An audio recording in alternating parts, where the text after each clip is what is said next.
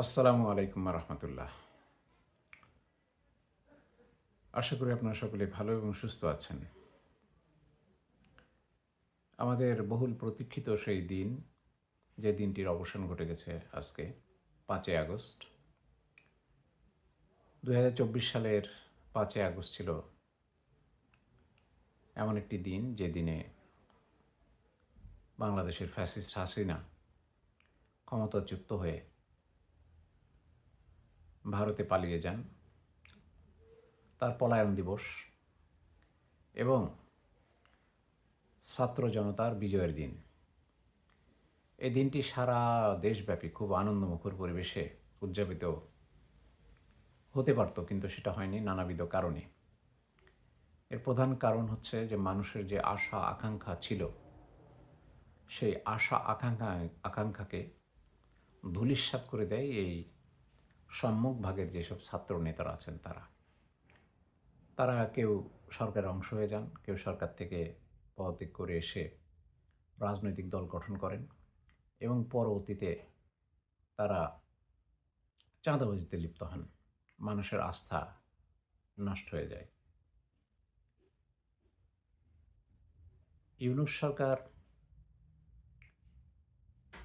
যখন গদিতে বসেন, তখন আমাদের ধারণা হয়েছিল যে বিশ্ববরেণ্য একজন ব্যক্তি, যিনি নোবেল লরিয়েট, তার যে সম্পর্ক পশ্চিমাদের সাথে, সেই সম্পর্ককে কাজে লাগিয়ে তিনি বাংলাদেশে দুধের নহর বইয়ে দেবেন এবং বাংলাদেশ একটা আমেরিকার মতো সুন্দর দেশ হয়ে যাবে। সবাই ছুটে আসবে ব্যবসা বাণিজ্য করতে বাংলাদেশে এবং বাংলাদেশকে একটা উন্নত দেশ হিসেবে তিনি গঠন করবেন। সেই বাকপটু ইউনূস কিন্তু আজ যখন জুলাই ঘোষণাপত্র পাঠ করেন শেষের দিকে, নিশ্চয়ই আপনাদের নজর এসেছে তার সেই হাস্যোজ্জ্বল চেহারাটা কিন্তু আর নাই। যাই হোক, পরিশেষে আমাদের যে আশা আকাঙ্ক্ষা, সেই আশা আকাঙ্ক্ষার যে সর্বোচ্চ শিখরে আমরা পৌঁছে গেছিলাম, সেখান থেকে আবার আমরা ভূপাতিত হয়েছি। এটাই সত্য এবং এটাই বাস্তব। জুলাই ঘোষণাপত্রে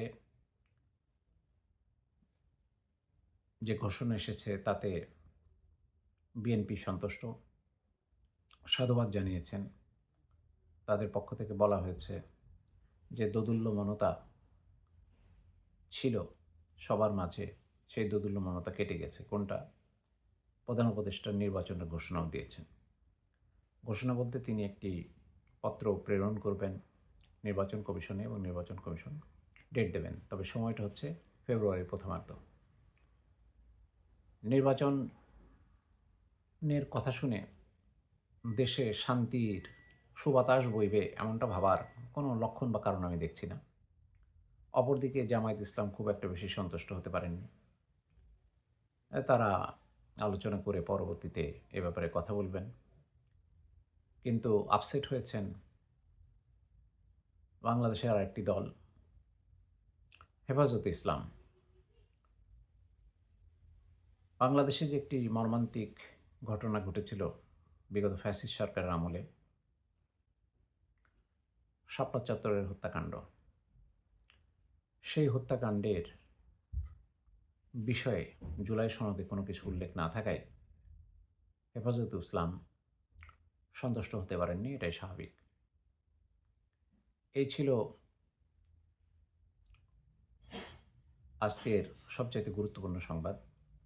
এর পাশাপাশি হেলিকপ্টারে করে বেলুন ওড়াতে গিয়ে আগুন ধরে সেখানে বেশ কয়েকজন আহত হয়েছেন। আরেকটি সংবাদ চাউর হয় গণমাধ্যমে, সেটা হচ্ছে যে বৈষম্য বিরোধীর, দুঃখিত, এনসিপির নেতাকর্মীরা আজ চিটাগাঙে গিয়েছিলেন এবং তারা সেটাকে ব্যক্তিগত সফর বলে দাবি করেছিলেন, ব্যক্তিগত প্রয়োজন বলে। পাটোয়ারি এক কথা বলেন, আক্তার আর এক কথা বলেন। সব কথার পরে যেটা জানা গেছে, সেটা হচ্ছে যে পিটার হাসের কাছে তারা গিয়েছিলেন সাক্ষাৎ করতে, এবং সেই সাক্ষাতে তারা এটা বলার চেষ্টা করতেন যে প্রধান উপদেষ্টা ডক্টর মোহাম্মদ ইউনূস যেন নির্বাচনের ডেট ঘোষণা না দেন। যদিও এই সংবাদটি চাউর হয়েছে, তবে এ ব্যাপারে এখন পর্যন্ত আর কোনো কিছু জানা যায়নি। অপরদিকে আরেকটি ঘটনা ঘটেছে, সেটা হচ্ছে যে ঢাকা বিশ্ববিদ্যালয়ে ছাত্র শিবির তারা রাজাকারে ছবি প্রদর্শন করা শুরু করলে সেখানে অন্যান্য ছাত্র সংগঠন বাধা প্রদান করে। এই প্রগতিশীল ছাত্র সংগঠনের ছেলেদের বাধার কারণে সেখান থেকে সেই ছবিগুলো নামিয়েও ফেলা হয়। তো এই হচ্ছে মোটামুটি বাংলাদেশের আজকের গুরুত্বপূর্ণ কয়েকটি বিষয়। এখন সামনের নির্বাচনকে কেন্দ্র করে দেশে অস্থিরতা কমে যাবে। ব্যবসায়ী যে অস্থিরতা সেটাও কমে যাবে, এবং রাজনৈতিক দলগুলোর ভিতরে একটা নির্বাচনী প্রতিযোগিতার আমেজ তৈরি হবে। এই ধরনের চিন্তাভাবনা রাজনৈতিক দলের নেতৃবৃন্দ মনে করছেন, কিন্তু আমরা যারা সাধারণ জনগণ তারা কিন্তু বিষয়টা আরও একটু গভীরে গিয়ে দেখতে চাই। আজকে জাতীয় বীর ঘোষণা করা হবে ছাত্রদের, অবশ্যই, কারণ তারা এদেশের জন্য প্রাণ দিয়েছে, পঙ্গুত্ব বরণ করেছে, তারা একটা ফ্যাসিস্ট সরকারকে হটিয়েছে, তাদের নেতৃত্বে হটেছে। তো এই ব্যাপারে কারোর দ্বিমত হওয়ার কোনো স্কোপ নাই। কিন্তু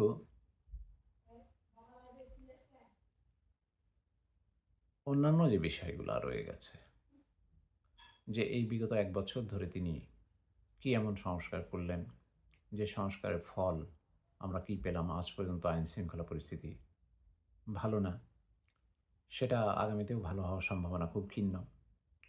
এখন যে কাজটি হবে সেটা হচ্ছে যে নমিনেশন পেপার কেনার জন্য প্রতিযোগিতা লেগে যাবে। বিএনপি একাই ৩০০ সিটে এবার নির্বাচন করবেন। আগে তো জামাতকে ভাগ-বাটোয়ারা দিতেন, অন্যান্য দলকে দিতেন। তারা আর সেই সুযোগটা পাবেন না। দীর্ঘদিন ধরে তারা অপেক্ষা করে আছেন, এবং তারা একাই রাষ্ট্র গঠন করতে চাইবেন। পরবর্তীতে বাংলাদেশের অবস্থা কী হবে? রাষ্ট্র ক্ষমতায় যাওয়ার পরে যে প্রতিশ্রুতি তারা এর মধ্যে দিলেন, এই প্রতিশ্রুতির বাস্তবায়ন করা কি তাদের পক্ষে সম্ভব হবে? তাদের ঘাড়ের উপরে থাকবে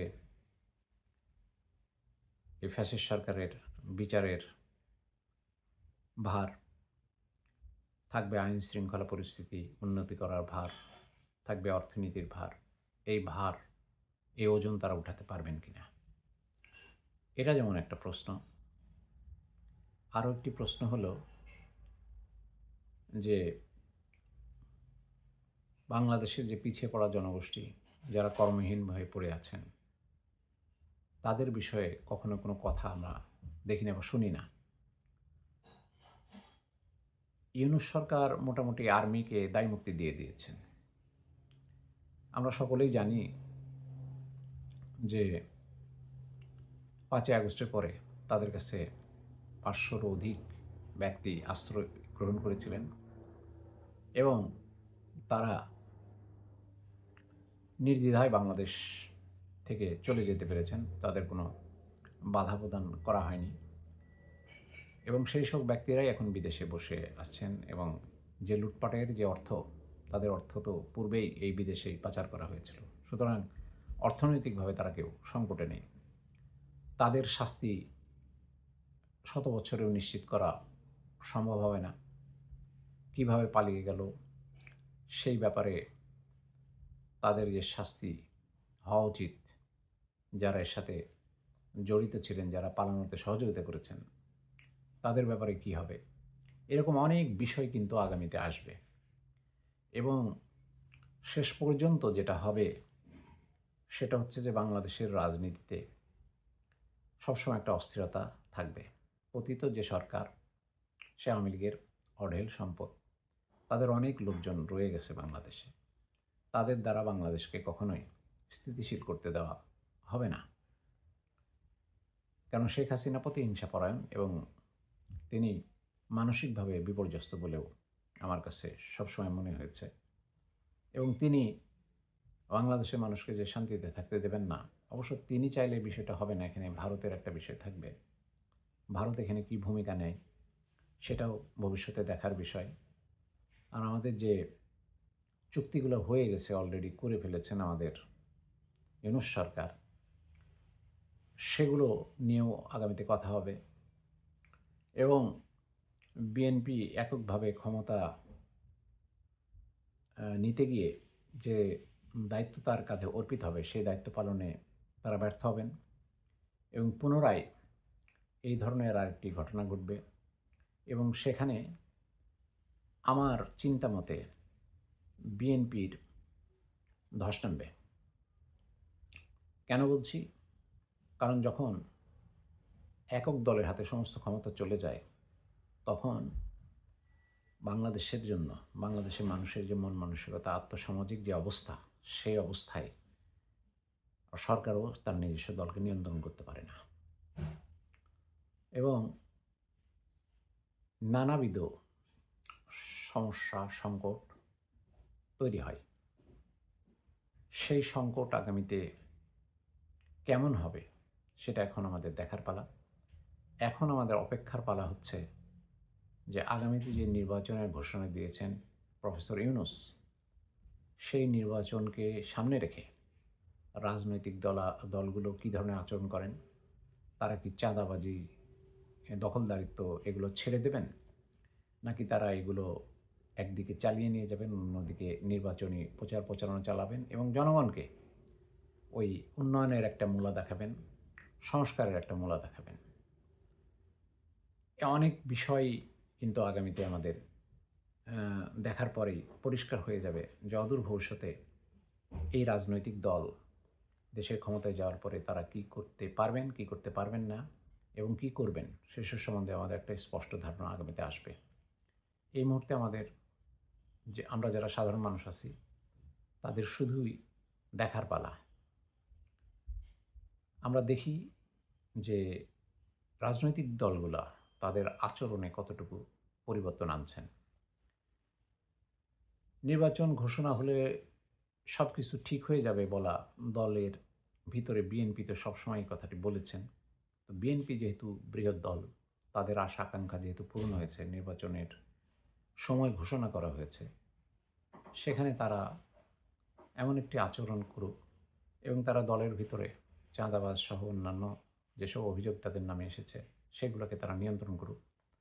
এই কাজটির পাশাপাশি তারা তাদের দলকে সুসংগঠিত করুক, অন্যান্য দলগুলোও এই একই পথে হাঁটুক, সেটাই জাতি প্রত্যাশা করে এবং জাতি আশা করে অতীতে যা ঘটে গেছে তার পুনরাবৃত্তি যত বাংলাদেশে আর কোনো দিন না ঘটে। আমাদের আশা অনেক, দেখতে দেখতে ৫৪ বছর কেটে গেছে, দেশ সামনের দিকে এগুতে পারেনি। একটু সামনে এগুলে পিছিয়ে যেতে হয় আরও 10 গুণ। এভাবে আমাদের দেশ কোনোরকমভাবে টিকে আছে। এখন এই বাকি সময়টা আমাদেরকে দেখতে হবে যে এই সরকার এই নির্বাচনের মাধ্যমে যে আপনার ক্ষমতা হস্তান্তর করবেন, সেই হস্তান্তর প্রক্রিয়াটা কেমন হয়, এটাও কিন্তু একটা দেখার বিষয়। তো পরিশেষে এটুকুই, দেশের মানুষ এবং আমরা যারা প্রবাসে থাকি তারা প্রত্যাশা করি দেশটি সুন্দরভাবে চলুক এবং দেশের মানুষের নাগরিক যে অধিকার, 5টি মৌলিক অধিকার, সেই অধিকার প্রতিষ্ঠিত হোক, শিক্ষা ব্যবস্থা উন্নত হোক, স্বাস্থ্য ব্যবস্থা উন্নত হোক, দেশের সবচেয়ে বড় যে ব্যবস্থা, রাজনৈতিক ব্যবস্থাটাও উন্নত হওয়া অতীব জরুরি বিষয়। এগুলোকে সামনে নিয়েই বাংলাদেশ, আগামীর বাংলাদেশ, সুন্দর বাংলাদেশের প্রত্যাশা রেখে শেষ করছি। ভালো থাকুন, সুস্থ থাকুন।